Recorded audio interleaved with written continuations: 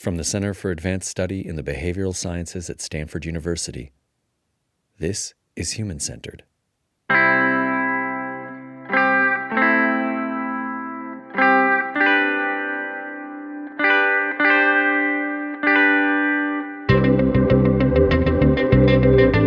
What could be more complex than the study of complexity?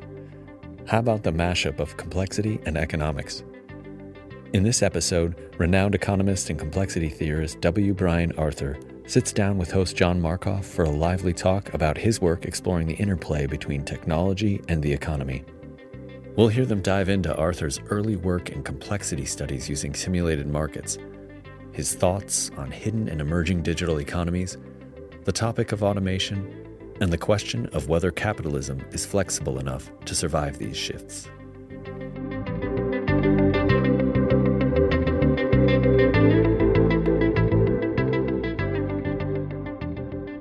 What did you come to CASBS with the idea of exploring?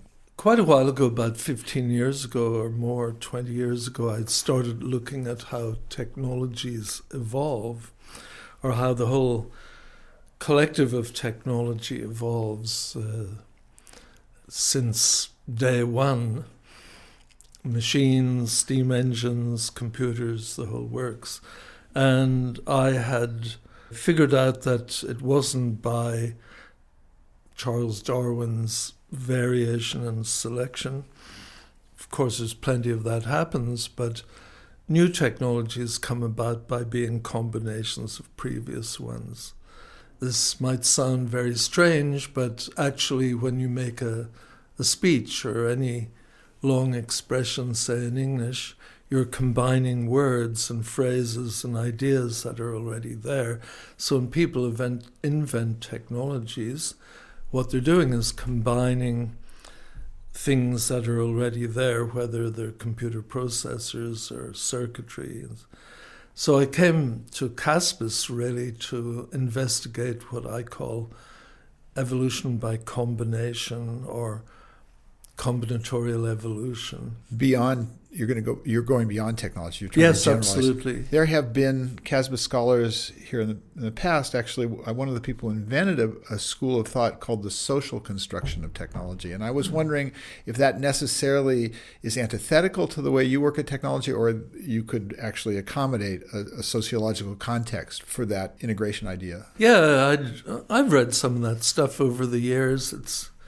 Many technologies are socially constructed. You don't get social media without a lot of social interaction, for example. Women's bicycles came about because 100 and something years ago, women had long skirts and so on. So, sure, there's plenty of social construction of technology, but it occurred to me, or seemed pretty clear to me, that nearly all technologies, the ones I'm interested in, were invented to serve other technologies.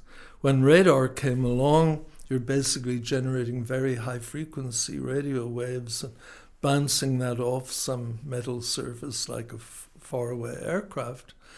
But you need to get very, very high energy radio waves to be able to do that. So the cavity magnetron and the klystron tube, these were invented for that purpose. Most technologies are invented with the idea of serving the purposes of some other technology. There was a great show, Connections. Yeah. That was the whole premise, right? Yeah. He would sort of trace. That's right, yeah. But I do, my background, people get puzzled, they think, the guy's an economist, why should he be interested in technology? But my background is in engineering, and I wondered, where do technologies come from? Most of the literature says, and then something very inventive happens, something very creative happens, and all of a sudden you get the computer or the laser printer or whatever it is, the polymerase chain reaction. But it doesn't work that way. Does place fit into your model at all? There are historically, whether it's Venice or Silicon Valley, or there are places where there are centers of creativity. Yes, absolutely. I think this is true in all human endeavor. Because very often you get concentrations of people who know something, who really understands how to make violins in Cremona in Italy, places like that. Putting together technologies isn't a matter of being creative or inventive, it's a matter of solving problems. And I noticed when I first went to Xerox PARC that if you had a particular problem, how to etch a 3-micron whatever groove, you could walk down the corridor and ask somebody. So it's really important to have people locally who understand how things work, and even more important to understand how things don't work. You don't want to be wasting your time. So it's always good to have a concentration of people. I wanted to ask you about one model for creativity. I think it comes from the Santa Fe Institute, which you're affiliated with. Maybe even you were involved in. I associate this idea with Stuart Kaufman, who said creativity happens on the edge of chaos, is the way they described this sort of thesis. Right. And it worked very well for my sort of analysis of why did personal computing and the predecessor to the internet happen in, around Stanford when they happened. It was a very chaotic time. It sort of fit their model. Yeah. And I was wondering if you're familiar with that, and if you know more about it than... Well, I know plenty about the edge of chaos. I've lived in Santa Fe or been at the Institute there. But no, it's usually... when there are times when it's necessary to solve a lot of technical problems, you tend to get a lot of answers. For example, if there's a really horrible outbreak of Ebola, that's a major technical medical problem, and you will see a lot of inventive or innovative work on the way to trying to find a vaccine. If we go into a war, as we did in the Second World War, then you have to solve certain problems. How do you land high-speed aircraft on an aircraft carrier? How do you detect enemy bombers coming towards you? These are all problems, and they were solved technically. So you tend to get an outburst of technological invention or innovation at times when society faces particular problems. I wanted to ask about the evolution of your own interests. This may be my interpretation, but you seem like you've reinvented yourself in a sense multiple times. I've just sort of watched your interest in it. Can I describe it as a random walk following what you're interested in? You've been an engineer, you've been a mathematician, you've been an economist, you've been a biologist, you've been a demographer. Maybe I'm missing some. Did I say economist? I can't. Yeah. Which one are we talking to right now? Yeah, I have to admit that 5 or 10 years ago, I worried about this. I thought, oh my God, I'm getting older. I was looking back on my career, and about every 7 or 8 years, I just didn't change the problems I was working on. I changed fields. I was a demographer, it's true. I was an expert. What I taught here at Stanford was childbearing in developing countries, to human biology students. And I started to get really worried that I was a dilettante, kind of like a butterfly going from here to there to somewhere else. And I thought, am I going to finish up a career and think, well, I've flitted around from one field to another and I haven't really gone anywhere deep. But a while back, it occurred to me that all of these problems actually were instances of something that was the same. All the problems I've ever looked at had to do with systems changing over time, things evolving, how things form. Is that a general theory of, is there, not relativity, but is there a general theory here that you're working toward, in a sense? Not so much a general theory, just I would call it a general fascination. How does technology evolve? How do population age distributions change and form over time? These were various expertises I picked up, but I was always fascinated by things coming into being are things changing in structure, not just growing more of this and that. In economics, we have a tendency to say this goes up, this goes down, more quantities, lower prices, all this sort of stuff. But I was fascinated by something different. How does the economy change in character over time? How does it change in structure? So I'm interested, if there is a common denominator, and I'm sure there is in my work, it's how do things structurally change or change in character over time? We now have a whole subject that studies this. It's called complexity. So I discovered quite late in my career that I was doing complexity studies. Of course, I'd heard the word and I'd made some associations. But quite early on in the Santa Fe Institute, it still hadn't really got started. 1987, I was brought to Santa Fe, and there was a whole institute studying these same sets of problems. Does complexity studies have predictive capability, or do you attempt to, or is it more descriptive of? I think that's a really good question. I think so. Complexity is really about looking at how patterns form and patterns change. So you put all these little elements together, cars, say, on a freeway, and what the pattern they produce together is called traffic. And sure, you can predict that at certain densities you will get traffic jams happening. You could probably predict how often and so on. So yeah, if you're designing a system, it's good to be able to see certain phenomena are going to happen. And this is used in physics. It's used often in branches of mathematics, that you can see the sorts of patterns you're going to get. It's still early days in economics, but we're starting to understand in markets how you get bubbles and crashes and how you get... let me just give you one example here. One puzzle in economics has been that in a stock market there are periods of extreme volatility and then periods of quiescence for no particular reason. You can't blame anything. But we figured out in the Santa Fe Institute that you could model such a market we created a market in the computer and had these little artificially intelligent investors trade among themselves. And we discovered that very often not that much would happen, things would just go along. But these little guys were able to learn. We used John Holland methods so that they could get smarter. And occasionally one of the investors would discover something that worked better. And so it worked better. They started to make a lot of money. They would buy in because they had more confidence that they could use this. And that would subtly change the market.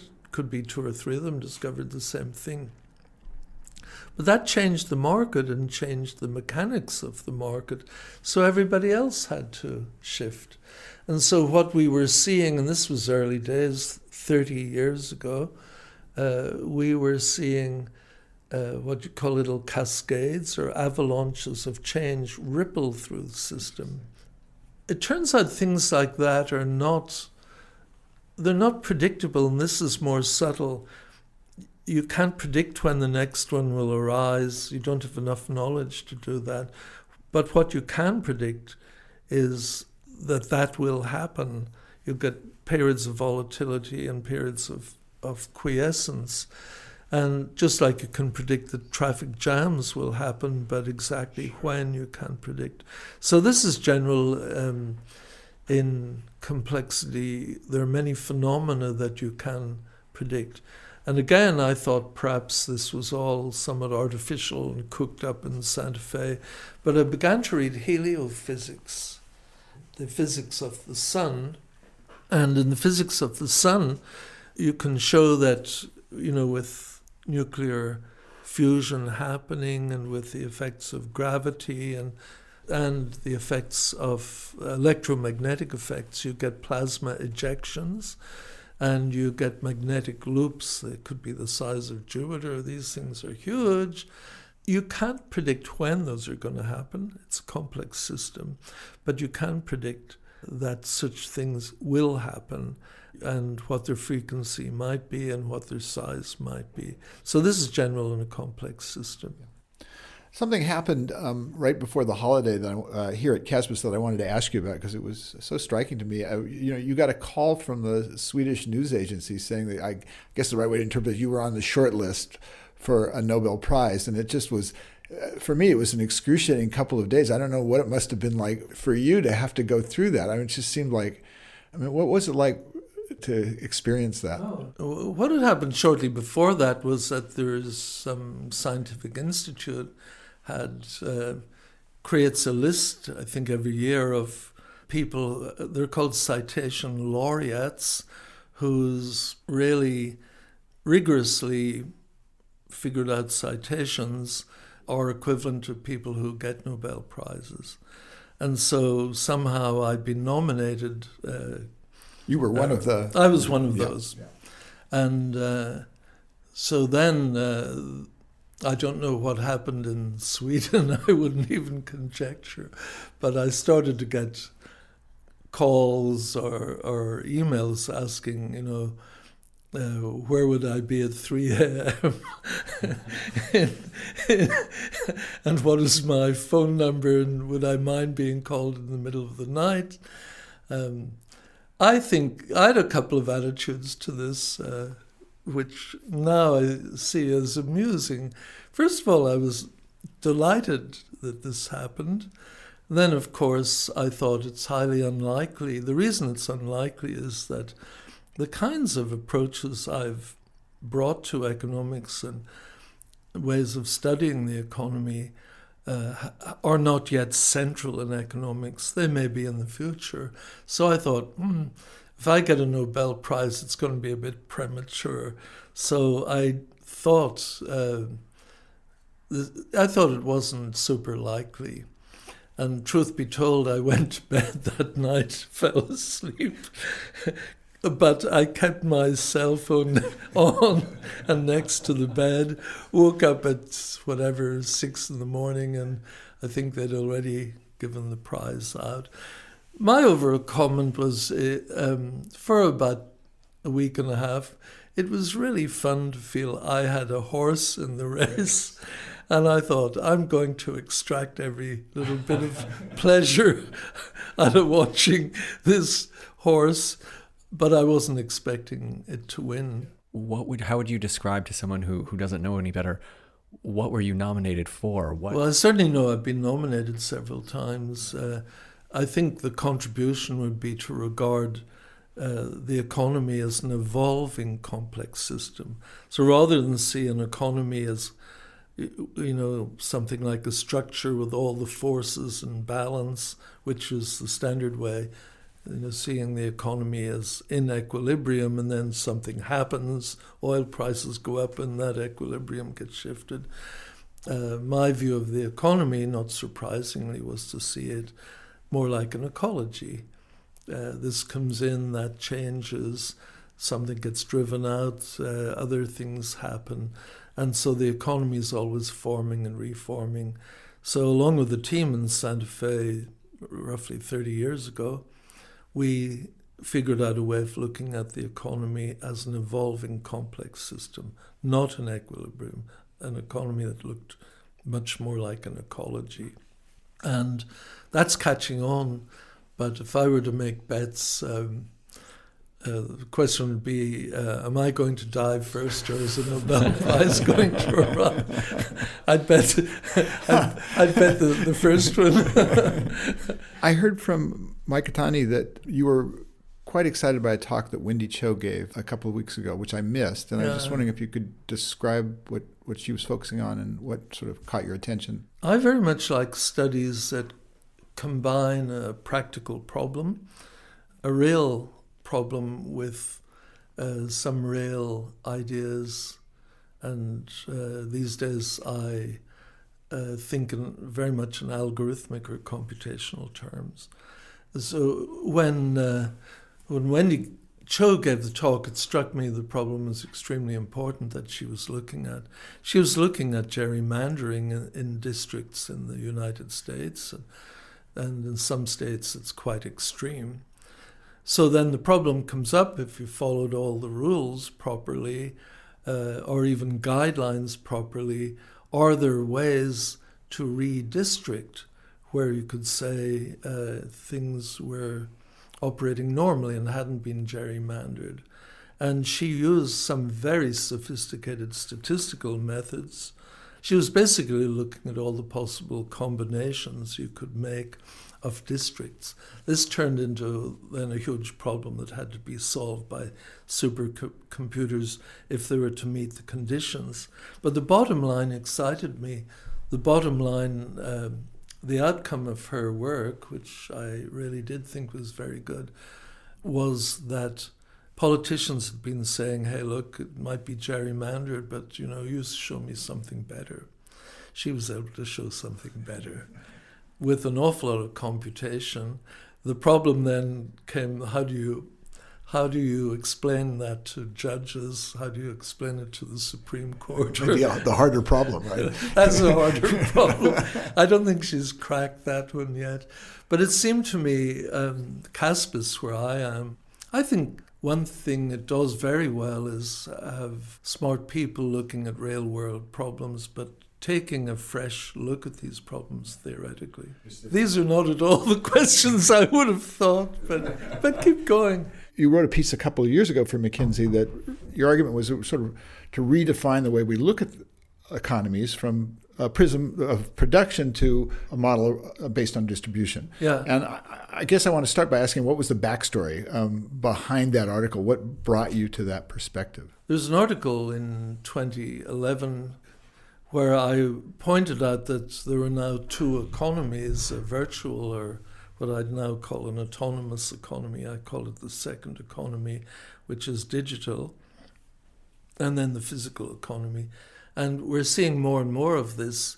A driverless car isn't just a driverless car, it's an enormous amount of computation, invisible and digital and autonomous, meaning it's not really controlled by human beings. So what I'm seeing more and more of is not just jobs, but tasks in the economy being handed off into an autonomous digital economy. I think quite shortly, meaning in the next 5 to 10 years, we're going to have autonomous air traffic control. So tasks are disappearing into the autonomous economy.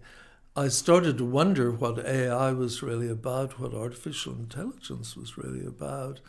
And sure, it seems to be all these miracle things, but I realized that what we have been able to do as human beings was to enable digital machines to do association. I began to realize that for human beings and the economy, this was a bit of a landmark. We'd arrived at suddenly a new era. It would be almost a cliche to say we're not in Kansas anymore.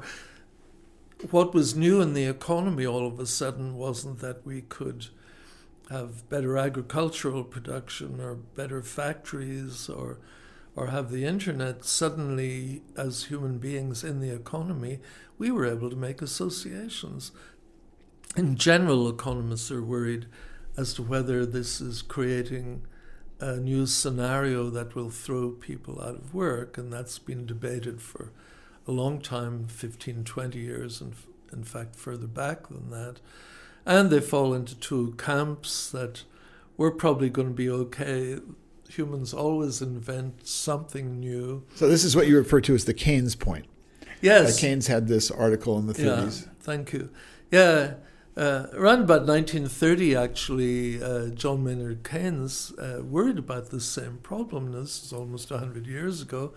And robots were new at the time. The whole idea of robots and automation was pretty new. And Keynes foresaw an economy around about this time, in the time of his grandchildren, where we could produce or machines or robots, something could produce all we need. And he was pretty much right on the money about that. But the problem then would be what he called technological unemployment. There mightn't be enough jobs. And if there is such a thing happening, I believe there is, I also proposed in that article a couple of years ago that we've reached that point. I call it the Keynes point. The point where production ceases to be the main problem in society, getting more goods and services. Of course, that's always a problem, but the emphasis had shifted over to if there weren't enough jobs to go around, if there's pressure on jobs, how do you get access? So plenty of fodder in the piggy trough, but how do the piggies get to the trough? And we've solved that one for the last few hundred years by having jobs. So we have jobs, we're paid for the jobs. Now I think things are becoming dicier. There's huge swaths in Europe or in the US where jobs are tight or non-existent, and there's been plenty of suffering in that regard. And many people have been thrown into the gig economy where they don't have possibly an official job, but they can get into this or into that temporarily and hoping to keep their head above water. What I think is really happening is that we are moving into an economy where the chief issue is not producing more. The chief issue is how do you get access to what's already possible. And I began to realize that had several implications. One of the implications, or I'll mention a couple of the implications, but it means that everything I see now, an awful lot of political proposals are much more than before are being assessed on the basis of jobs. A couple of weeks ago we had this USMCA, the new version of US, Mexico, Canada trade relations. And I noticed that one of the main things that had been changed was it brings back automobile production jobs to the US. So 20 years ago we were interested in efficiency. So we basically said, okay, let's have our cars produced in Mexico and our computers produced in China, and we'll benefit from that. That's efficient. Production gets done where it's cheapest. Now we're saying something different, and I can see the beginnings of this already. We're not worried about cheap production because we're not that badly off. We're interested in making sure everybody has access to what's already produced. So we're bringing back automobile jobs into the US. And in fact, I think this is politics that is running all through Europe, all developed countries, and the US, of course. And the rather strange politics we have at the moment are a symptom of this, not a cause of that. Similarly, there's been a huge movement since the 1980s saying that what really counted in the economy was efficiency. So if it's more efficient to get your clothes made or shoes made in China, that's where we're going to have them made. Now I think things have changed, and that sort of the whole school of saying what really counts as economic growth and so-called efficiency will not be able to get traction as easily as it did 30, 40 years ago. Anything that gets traction now is going to be how do human beings get access to the economy. So if you like, the big issue in the economy, I think, has shifted from asking how do we get more goods and services produced in our economy to saying we're doing fine for goods and services, how do we get access to those? So whether it's healthcare or whether it's automobile production, the question is how do we get access? let me go in two directions from that. One is if I could ask you to put your demographer's hat on for a second. And, my view of the Keynes point question was reframed when I spoke with Danny Kahneman at one point, and I was clearly in your camp, and I was arguing that automation was going to come to China and it would lead to disruption because of jobs. And he stopped me. He said, "You don't get it." He said, "They'll be lucky in China. They'll be lucky if the robots come just in time." And I said, "Well, what do you mean?" And then he pointed to the falling birth rate in China. Okay. And then when I looked at that, I realized it was an important factor that not only in some cases will they not have enough workers, but they have this problem of the aging population and how do you care for the aging problem. Yeah. And the robots might not come in time to care for certainly our generation, but maybe the next generation. But I mean, for you, how does demography factor into the question of? Oh, I think you're right on target there. I think it was last week Russia announced that it needed more births, more children. They need to get population up. But I think that's an old-fashioned point of view. I think what's happening is that as jobs fall away, populations all over the developing world are aging out of the labor market. They're living longer, and there are going to be Let me back up here. It may be a piece of really good luck that as jobs fall away, the number of young people seeking jobs here and there, whether it's in Italy or in Russia or in China, is lessening. So fewer young people coming along, but fewer jobs available for them. And with a bit of luck and a bit of good timing, that could be very good. It could be that just as fewer people are coming into the labor market as humans, non-humans are there to fill in. That would be a wonderful scenario. If it works out that way, but it very rarely does, right? I've got my fingers crossed. I wouldn't bank on it, but I do think that overall, if you take a longer point of view, that in 100 years or so, if we're still doing well, there will be fewer people or fewer births being born, but we won't have to be looking for jobs for them. Yeah.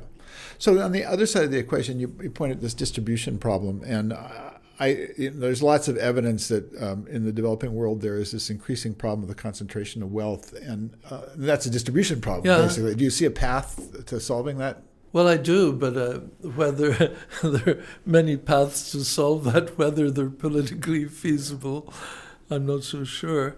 I think what happened to a very large degree was that since the 1970s and 80s, and certainly into the 90s, the manufacturing economy and the service economy were getting more and more efficient, and jobs were being done by machines. And it turned out that labor, blue-collar workers and many white-collar workers were not as needed as they were before, and therefore they didn't have political power, union power, as much as they did before. And then in the 1990s, globalization came along, so we started to get satellite communications and fiber optics, and that meant for the first time we could have supply chains in China or in principle anywhere in Myanmar or somewhere like that. And that meant that jobs were getting shipped off. Now something different happened. Suppose we bring all those jobs back, which politicians are suggesting, if we could wave a wand and bring them back, I think they'll be shipped off into a different country, and that is the autonomous digital country. Yeah, that's interesting. Yeah, so they won't come back. Well, they'll be where it's appropriate for production, but which could be anywhere in the world. Yeah, to make that more concrete, we can take a lot of automobile manufacturing jobs back from Mexico, put them in the U.S., but maybe they'll just be done by digital machinery then. But my hat is off really to Keynes.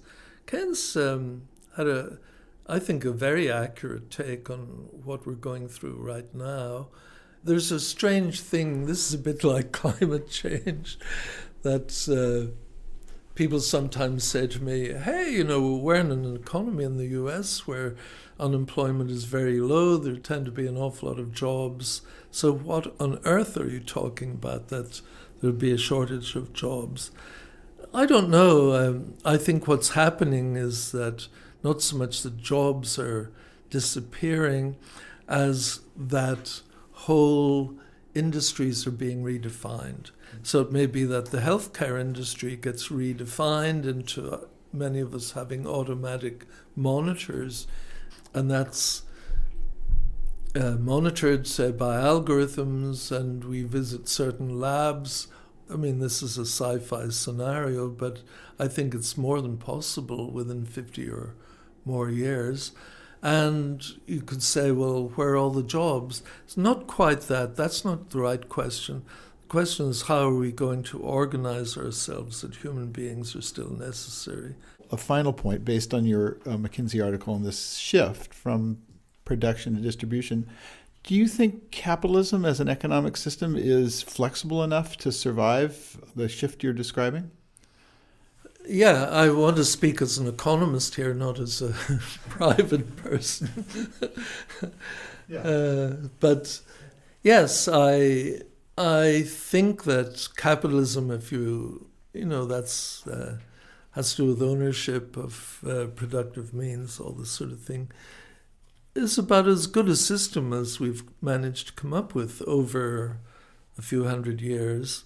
And certainly where it's present, such as South Korea, you can see the results vis-a-vis North Korea, West Germany versus East Germany. So that system works. What doesn't work is having such a system provide for people where people feel it's equitable. But that does exist in the Scandinavian countries. What I would like to see is a sense of community arising and a sense of social responsibility. So it's not just what do I get versus what do they get. It's more a sense that, well, can't we together create a system where we look after our children in kindergartens, where collectively we have some form of health care. I shared an office with Cormac McCarthy for many years at Santa Fe Institute.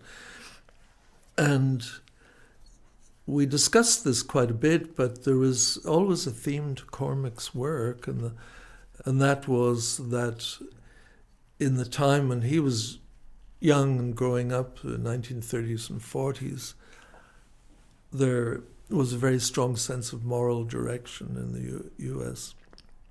As Cormac would put it, we knew who we were. And I would love to see or study how that could be brought back. That's not an academic question. It's not even quite a cultural question. It's what are we here for question. And I think it's more important, it's the biggest question, whether you're in China or whether you're in America or in Africa.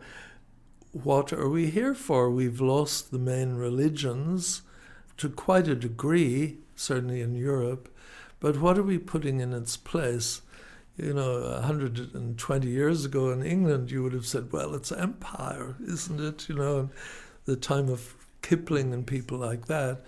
So I'm not suggesting we put silly things in place, but if we are agnostic as to what society is all about, or what we are about as people, then I think we'll just keep getting into these, well, I can get more income than you can get, or I can elbow you out of the way, or whatever. So I would say a sense of moral purpose.